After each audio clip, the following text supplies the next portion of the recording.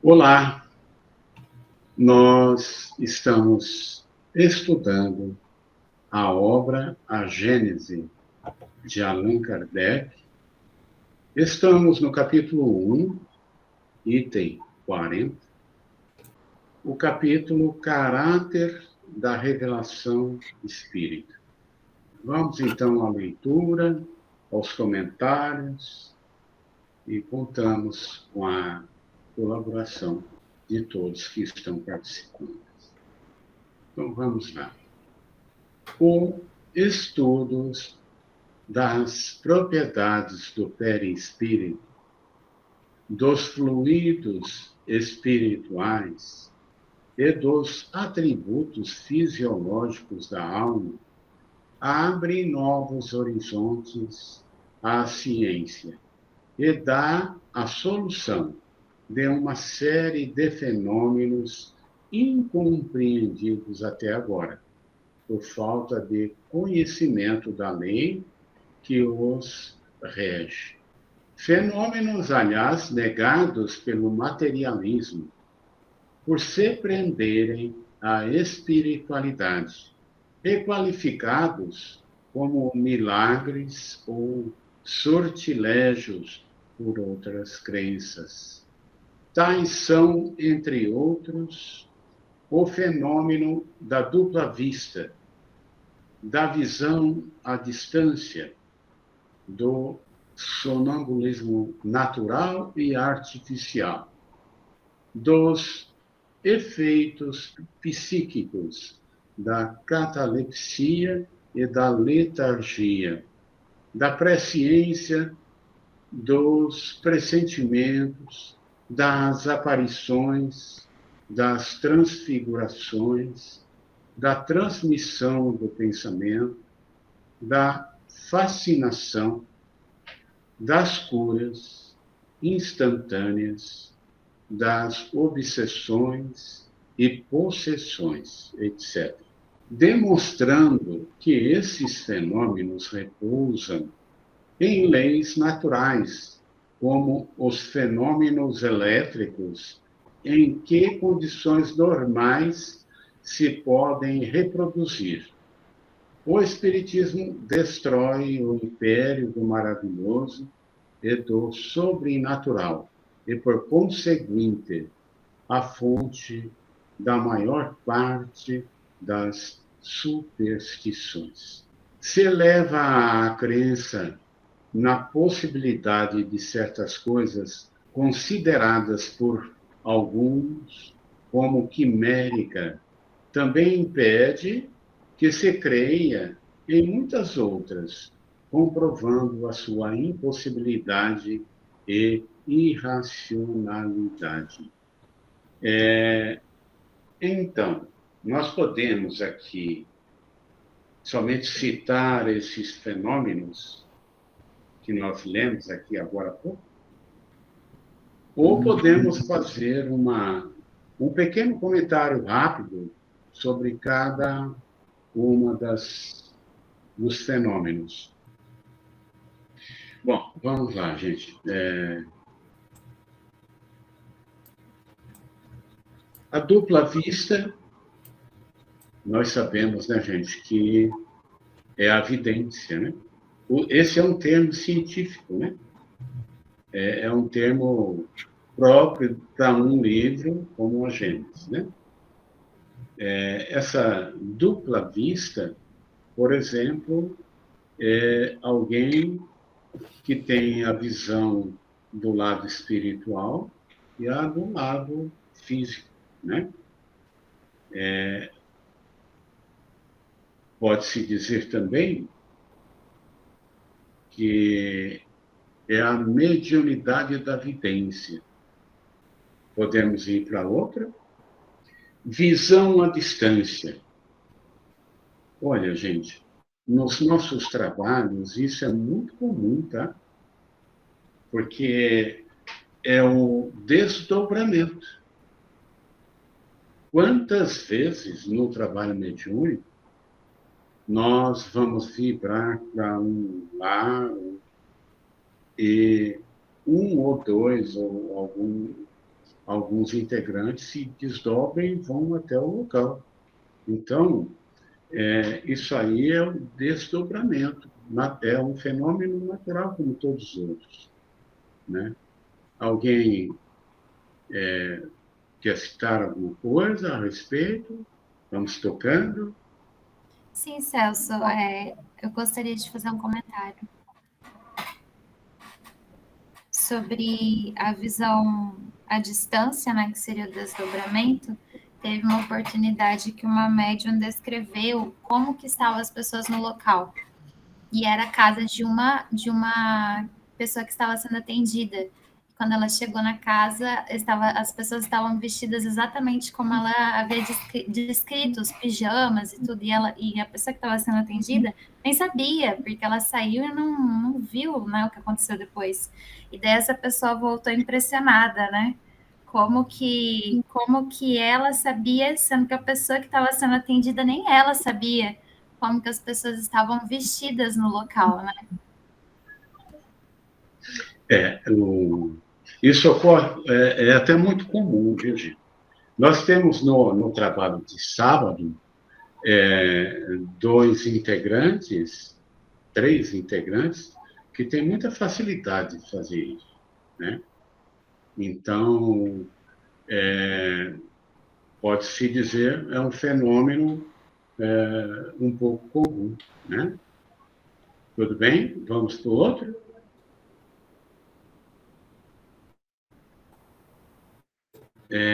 Sonambulismo natural e artificial, né? Nós podemos dizer o artificial é o provocado através do magnetismo, tá? Então, esse fenômeno sonambulismo artificial é o provocado pelo magnetismo, pelo passe, vamos usar o termo, né? Então, você usa o seu magnetismo, o médium, ele entra no estado de sonambulismo, né? Oi, Elas. A hipnose que é usada em terapia é uma indução de sonambulismo? Sim, também, claro, também. E é interessante que, pelo que eu vi, não são todas as pessoas que conseguem ser hipnotizadas, né? Elas têm que ter uma natureza, então já seria a própria natureza do médium, né? Ela tem que ter aquela receptividade, né, para isso. Obrigada. Muito interessante, né? Porque você lê num livro e você transforma isso numa coisa mais simples, né, de se entender, né? A catalepsia e a letargia, né? Nós podemos dizer, se não me falha a memória, né? A catalepsia é um fenômeno de menor duração. E a letargia, aquela de maior duração, né? E ambas, elas baixam toda, vamos dizer assim, vibração física, né? E as pessoas são tidas, muitas vezes, né? Hoje já é mais raro, mas muitas vezes são tidas como mortas, né? E então nós temos também já algumas informações de que hoje é muito mais fácil, através de aparelhos, de provar que a pessoa está viva ali. É só estar nesse estado de diferenciado, né? Algum comentário? Não? Bom, a próxima é a presciência, o conhecimento do futuro, né? É um fenômeno raro, muito delicado, né? Porque nós sabemos, através do Espiritismo, gente, do estudo da doutrina, que o futuro é dinâmico. Porque tudo o que acontece hoje vai estabelecer uma mudança no amanhã, né? Então, sim, pode se ver por exemplo, isso é um fenômeno muito raro, mas pode se deduzir por aproximação a algumas coisas, né? É também visto com muita... Talvez isso é muito explorado de maneira indevida, né? É muito explorado isso, né? E, infelizmente, há pessoas crédulas, né? E, de alguma forma, são levadas a acreditar numa leitura do futuro. Oi, Sandra. Essa questão da presciência que você estava falando, de prever alguma coisa futura, pode ser um futuro próximo, em que as pessoas em desdobramento acabam tendo essa informação, né? E traz consigo, no seu momento de consciência, né? Eu imagino, eu acho que pode ser isso também, né? Pode também. Que o espírito, ele E acaba tendo essa comum, informação, né? E acaba lembrando depois e tem esse pressentimento, vamos assim dizer, né? Coisas assim que vai... qualquer informação poderia ser, né? Pode ser daqui a 5, 10 anos, daqui a 20 anos, né? O que já está predestinado, vamos assim dizer. É verdade. Mais algum comentário que alguém queira fazer? O pressentimentos, que pode-se dizer é um grau menor, né, dessa presciência, né? Vamos dizer assim, é um sentimento que surge dentro da pessoa que vai acontecer alguma coisa e ela tem essa, vamos dizer, ela consegue adentrar um pouco em alguma coisa que pode acontecer, né? Algum acontecimento. Algum comentário que alguém queira fazer?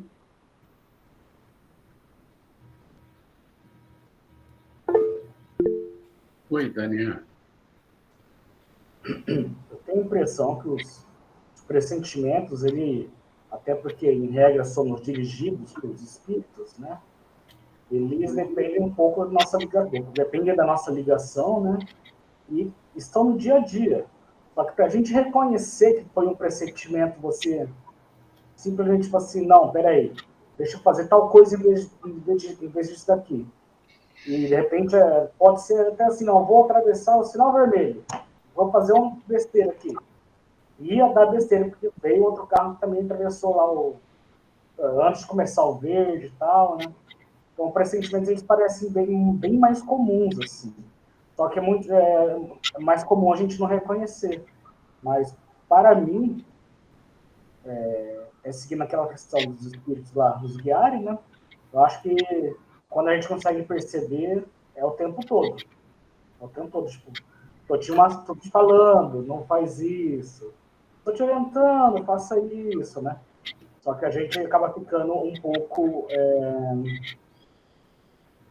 alheio ou sem ouvir, né? Às vezes, o que a gente chama de pressentimento encaminhado pelos espíritos amigos aí. Pensamento, tá?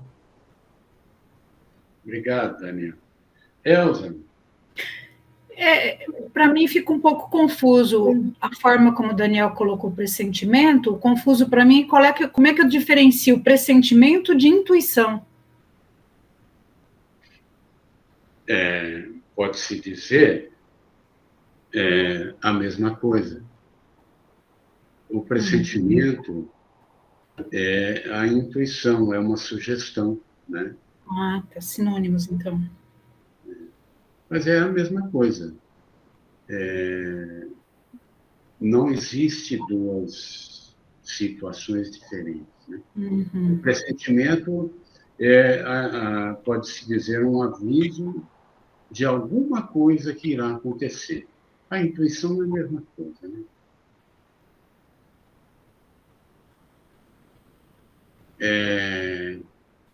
Algum comentário mais?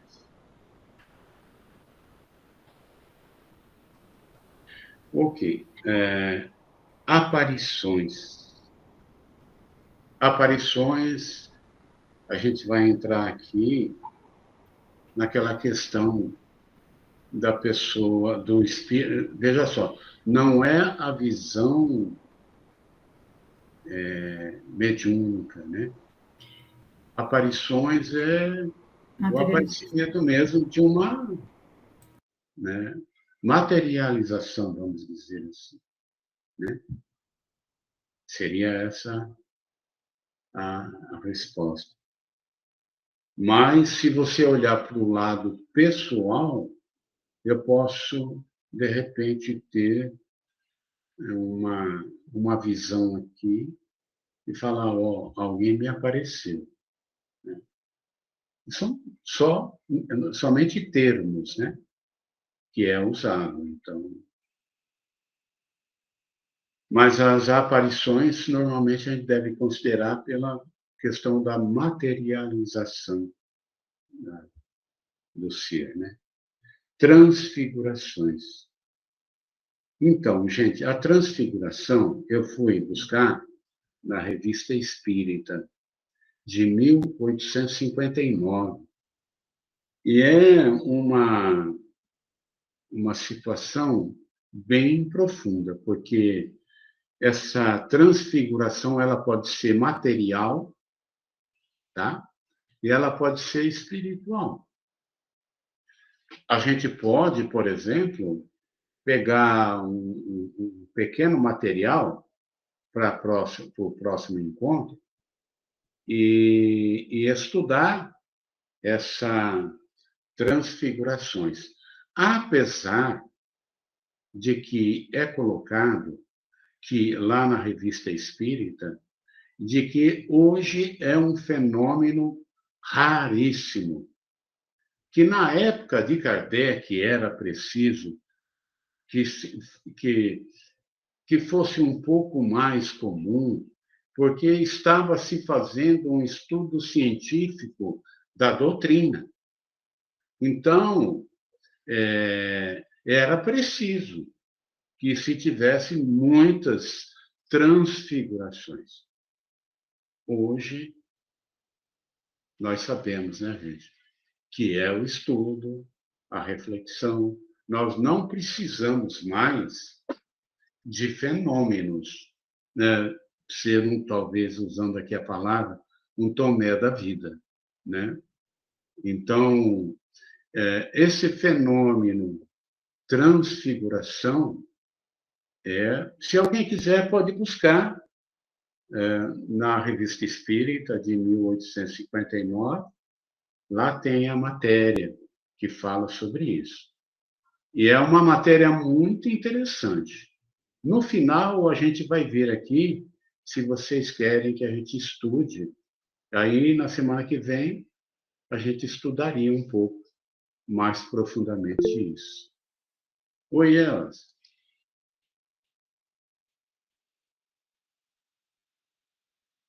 A Elza está sem som. Desculpa. Quando fala em transfiguração, a primeira que eu me lembro é aquela que Jesus teve no Monte Tabor.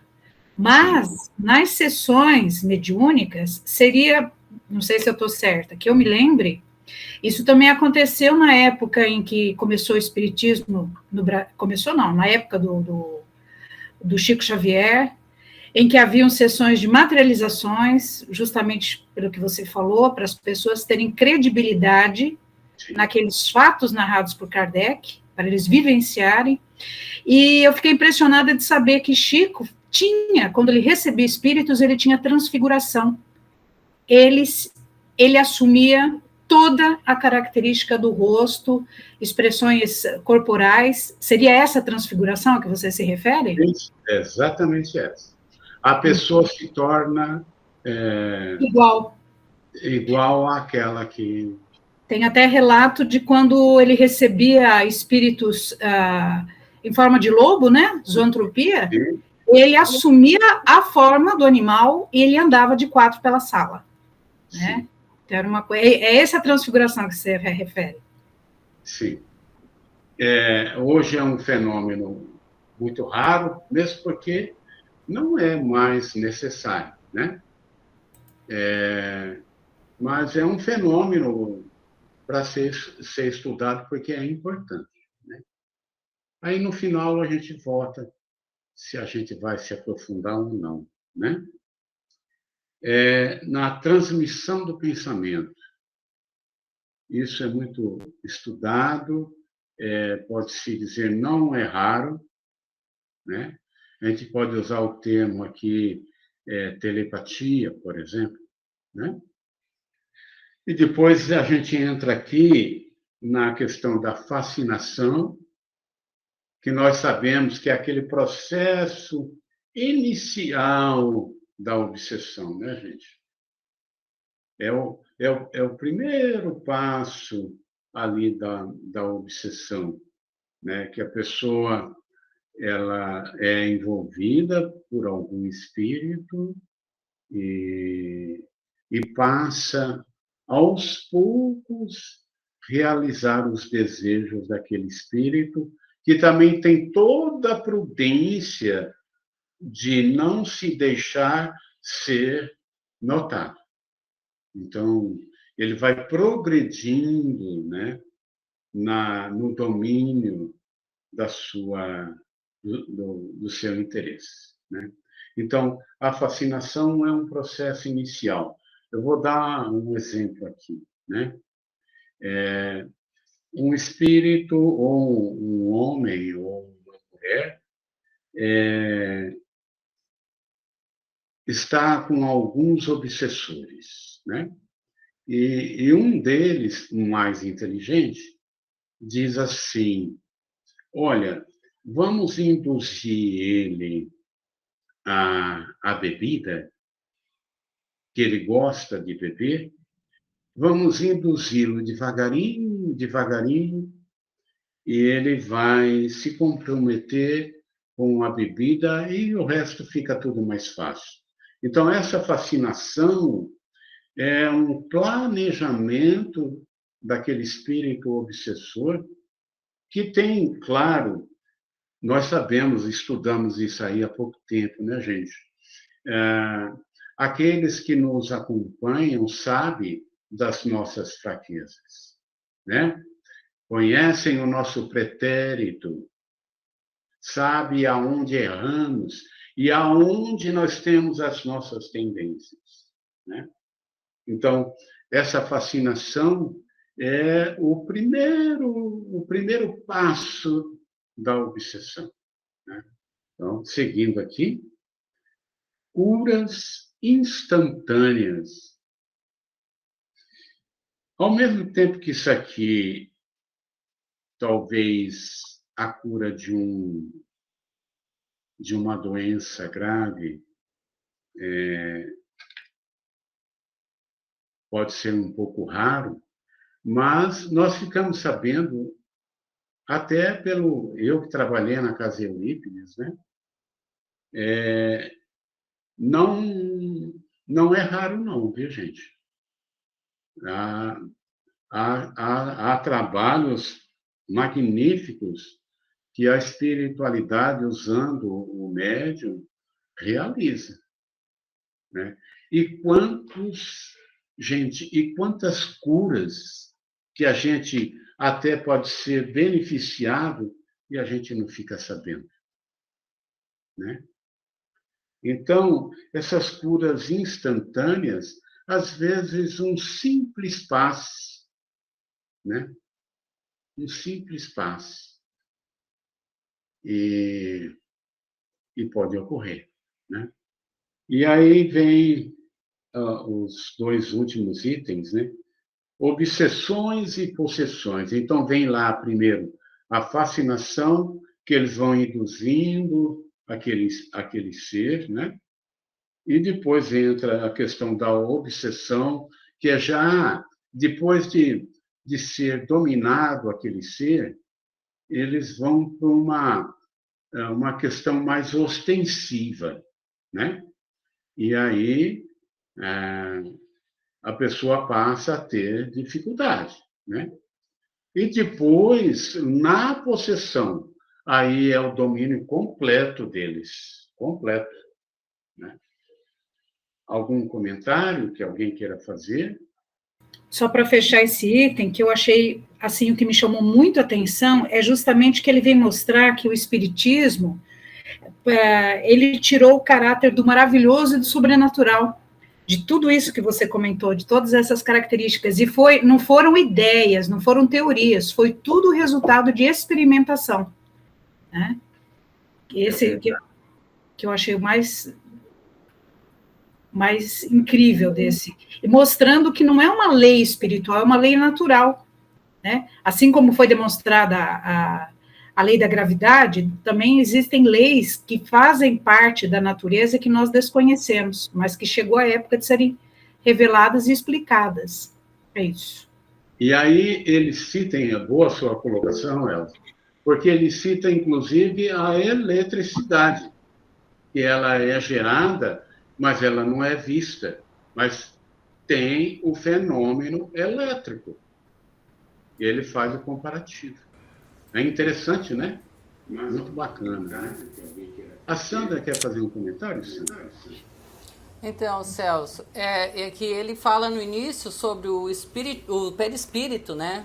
Os fluidos espirituais e os atributos fisiológicos, que seria a base nessa questão de todos esses fenômenos, né? Até então ditos como fenômenos, e que é exatamente isso daí que dá características dessas questões aí da mediunidade, né? Então, parte exatamente desses atributos aí do perispírito, juntamente com esses outros quesitos, né? Dos fluidos espirituais e os atributos fisiológicos. Quer dizer, cada indivíduo tem essa característica própria, já nasce com essas características que vão permitir que ela desenvolva essa mediunidade, esses fenômenos aí, né? Então, aí que a gente vê a questão do corpo espiritual, né? Que é um fator muito importante na questão da mediunidade. É isso aí. Legal, Sandra. Muito boa a colocação. Depois vou pegar um gancho seu. Ô, Karine, vamos lá. Bom, pegando um gancho aí no que a Sandra falou, né, sobre os atributos do perispírito, então, assim, nós, médiuns, né, quando reencarnamos, nós viemos com o perispírito moldado para aquele tipo de mediunidade. Aí ele traz os tipos de fenômenos que são realizados, né? Que aí vamos partir um pouquinho para a ciência, né? Existem muitos estudos, né, falando sobre perispírito, né, sobre espírito, só que eles não usam essa terminologia, até então, porque muitos não atribuem isso à questão espiritual, né? Então, o que a gente pode falar, por exemplo, sobre a cura instantânea, né? Podemos atribuir a um estudo que teve, realizado pela USP e pela Unifesp, né, que eles comprovaram que a energia liberada pelas mãos, né, pela imposição de mãos, ela pode curar a pessoa e tirar, como posso dizer, possibilitar um bem-estar àquela pessoa, né? Então, já há estudos, né, no meio científico mostrando que a energia, sim, esses fenômenos que eles que antigamente colocavam como milagres, né, já começa a ser pesquisado, a ser investigado, né, para ter uma compreensão melhor. Até então, o espiritismo ele complementa muito a ciência, e a ciência ela vai complementando também o espiritismo. Tudo está interligado. O conhecimento básico que a gente tem dentro da doutrina, né? E outra coisa que eu achei muito legal, que o Instituto de Psiquiatria, junto com outras instituições, eles fizeram um estudo analisando o fluxo sanguíneo, né, na questão cerebral dos médiums durante o momento de psicografia, né? Então, o que eles conseguiram evidenciar que os médiums, mesmo trazendo uma psicografia com uma alta complexidade, a atividade cerebral era muito menor do que quando você estava no estado normal ali, acordado, tipo, não estava, não posso dizer em transe, né, mas quando você não estava medianizado, a atividade cerebral, né, ela era muito maior do que quando você estava medianizado passando a psicografia. Então, atividade menor no campo cerebral, mas altas complexidades nas Na mensagens. dissertação. Exatamente. E tudo envolvendo ciência e espiritualidade e princípios éticos. É incrível. Nossa, Karine, muito legal. Muito boa a sua colocação.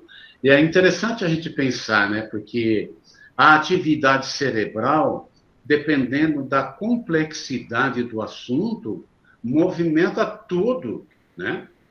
E veja que o que foi comprovado aí, né? Que a inteligência do cérebro não estava sendo usada. Então, era um ser à parte. Muito interessante. Muito legal. Bacana, viu? Uma E vez a gente a... conversou, desculpa, Pode falar. uma vez a gente conversou lá que em 2018 o SUS reconheceu como tratamentos integrativos da medicina várias coisas como aromaterapia, né? E entre eles a imposição das mãos, como incluído como tratamento integrativo. Então já existe até um reconhecimento aí em nível governamental, né? Pelo menos dentro do Ministério da Saúde. Não sei a situação que está hoje, mas em 2018 foi publicado um documento, uma portaria, sei lá, sobre isso daí. Muito legal, muito, muito bom ver essa energia, essa toda ajuda, espírito, vem do espírito, vem do corpo, para ajudar o tratamento com a cura, né? Bacana. Mas é muito interessante, né, gente? Porque isso que a Karine trouxe é uma coisa para a gente pensar, porque mostra cientificamente que há uma interferência ali, né? Porque é medido a atividade cerebral com, vamos dizer assim, a análise da complexidade da dissertação. Nossa, muito interessante. E a Sandra, legal você ter colocado, né? Porque a fisiologia da alma, né? Do corpo espiritual, aliás. E é esse corpo, né, que pode-se dizer é o nosso computador. Um dos atributos desse corpo é o arquivo, né? Nós temos toda a nossa evolução gravada aí nesse arquivo, né? Muito interessante. Então tá, mais algum comentário? Alguém quer acrescentar alguma coisa? Eu queria fazer um comentário, Celso, do complemento do que a Karine falou, é bem interessante, tem uns vídeos do Dr. Sérgio Felipe, ele é médico, psiquiatra, acho que é neurocientista também, e ele é professor na USP, e ele está levando esses avanços, né, da parte investigativa do espiritismo para a medicina. Ele faz esses testes no cérebro em pessoas que têm medianizadas, né, e tudo, é bem interessante isso aí. É isso mesmo. Legal, Alessandra. Bacana, gente. O grupo hoje está muito dinâmico. Bacana, viu? Vamos lá, vamos em frente. Ao 41 agora, né? Longe de negar ou destruir o Evangelho, o Espiritismo vem, ao contrário, confirmar, explicar e desenvolver pelas novas leis da natureza que ele revela tudo quanto o Cristo disse e fez. Elucida os pontos obscuros do ensino cristão, de tal sorte que, aqueles para quem eram ininteligíveis certas partes do Evangelho, ou pareciam inadmissíveis, as compreendem e admitem sem dificuldade. Com o auxílio desta doutrina, veem melhor o seu alcance e podem distinguir entre a realidade e a alegoria. O Cristo lhes parece maior. Já não é simplesmente um filósofo, mas um Messias divino. 42, né? Algum comentário aí sobre o que nós lemos?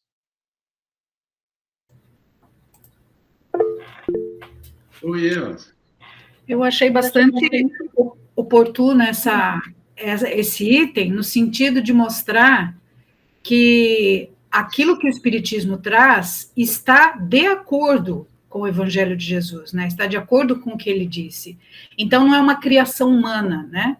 A gente vai ver um pouco mais à frente, né, que ele fala sobre que o Espiritismo é um cumprimento do Consolador. Mas, enfim, nesse momento é importante ele afirmar que essas leis que foram reveladas, na verdade, não é uma coisa inusitada, ela simplesmente está sendo, como eu disse, revelada, trazido ao conhecimento geral, né, conforme tinha sido prometido. Só. Legal, Elza, bacana. Além disso, se considerar o poder moralizador do Espiritismo, pela finalidade que confere a todas as ações da vida, por tornar quase tangíveis as consequências do bem e do mal, pela força moral, a coragem e as consolações que dá nas aflições, mediante inalterável confiança no futuro, pela ideia de ter cada um perto de si os seres a quem amou, a certeza de os rever, a possibilidade de conversar com eles, enfim, pela certeza de tudo quanto se fez, quanto se adquiriu em inteligência, sabedoria, moralidade, até a última hora da vida, não fica perdido, que tudo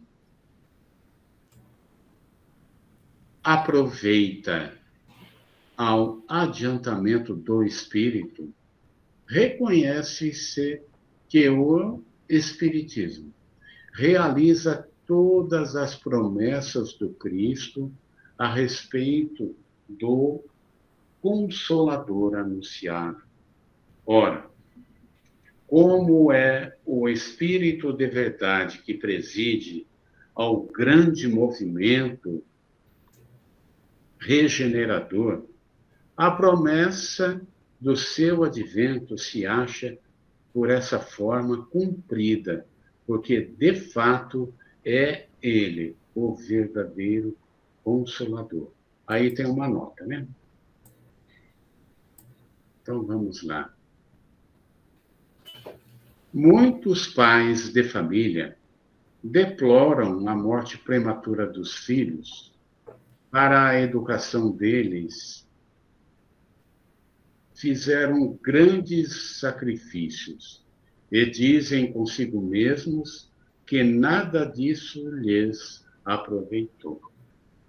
À luz do Espiritismo, porém, não lamentariam esses sacrifícios e estariam prontos a fazê-los, mesmo com a certeza que vieriam morrer seus filhos, porque sabem que, se estes não a aproveitam na vida presente, essa educação servirá primeiro que tudo para o seu adiantamento espiritual. Além disso, serão aquisições novas para outra existência e, quando voltarem a este mundo, terão um patrimônio intelectual que os tornará mais aptos a adquirirem novos conhecimentos. Tais são essas crianças que trazem ao nascer ideias inatas, sabendo, por assim dizer, sem precisarem aprender. Se os pais não têm a satisfação imediata de ver os filhos aproveitarem da educação que lhes deram, gozá-lo-ão certamente mais tarde, quer como espíritos, quer como homens. Talvez sejam eles, de novo, os pais desses mesmos filhos, que se apontam como afortunadamente dotados pela natureza e que devem as suas aptidões a uma educação precedente. Assim também, se os filhos se desviam para o mal pela negligência dos pais, estes podem vir a sofrer mais tarde desgostos e pesares que lhes suscitarão em novas existências. Evangelho segundo o Espiritismo, né? Segundo o Espiritismo, capítulo 5. Ok.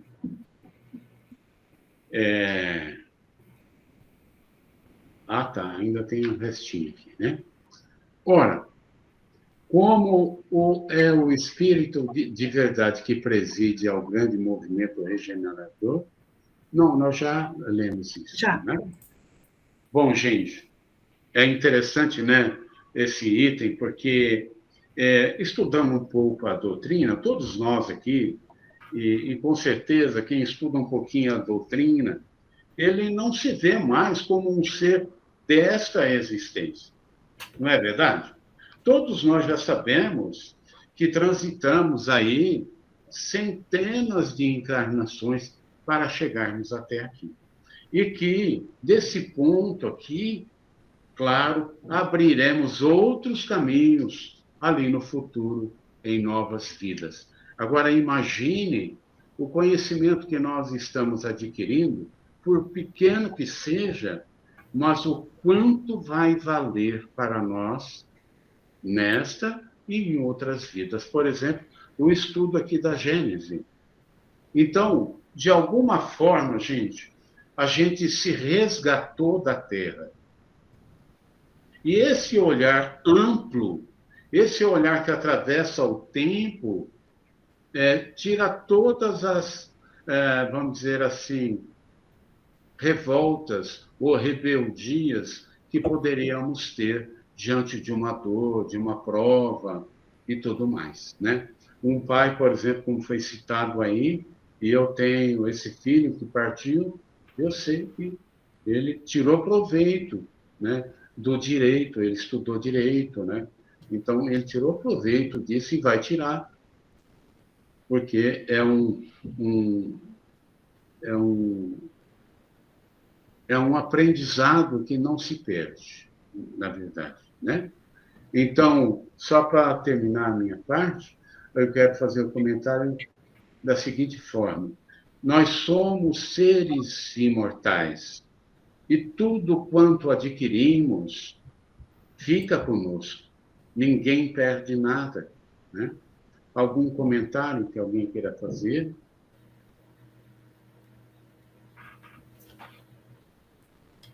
E claro, né, gente, tem essa questão consoladora, né? Porque te dá toda a claridade da vida. Você sabe que está sobre os efeitos de um pretérito, mas que o presente trabalha esse pretérito e trabalha o futuro. O presente é a obra do Espírito. Ele resgata o seu passado e estabelece pode-se dizer, um projeto para a vida futura. Né? Algum comentário? Ô Celso, essa questão toda do esclarecimento do espiritismo, né? Me vem à mente assim que as pessoas em geral têm muito receio do espiritismo, né? E fogem dele sempre, né? Mas quando surge um momento de dor, onde ela necessita de um consolo, aí ela perde esse medo e vem buscar, né? Por incrível que pareça, no espiritismo, que embora as pessoas conheçam, já ouviu falar e sabe, mas é sempre aquele receio do mundo espiritual, né? Das pessoas. Não se tem receio de Deus ou de Jesus, mas um espírito comum como qualquer um de nós, né? Todo mundo tem medo, né? Então, esse medo se cessa quando vem a dor. E daí é buscado, então, as informações. É uma das, como se diz, eu acho que é uma das maneiras mais comuns das pessoas buscarem a informação no espiritismo e principalmente o consolo, né? Que é o básico, né? Mas e como que eu diria que a maioria consegue grandes esclarecimentos e realmente ele cumpre essa promessa, né? Do consolo. É só isso. Nossa, bacana. É isso aí, gente. Nós estamos aí no final. Terminamos o estudo, né, nesse encontro e até a próxima terça-feira. Um abração a todos aí. Tchau, beijo, Luzia. Um beijão. Valeu, tchau. Tchau pra vocês.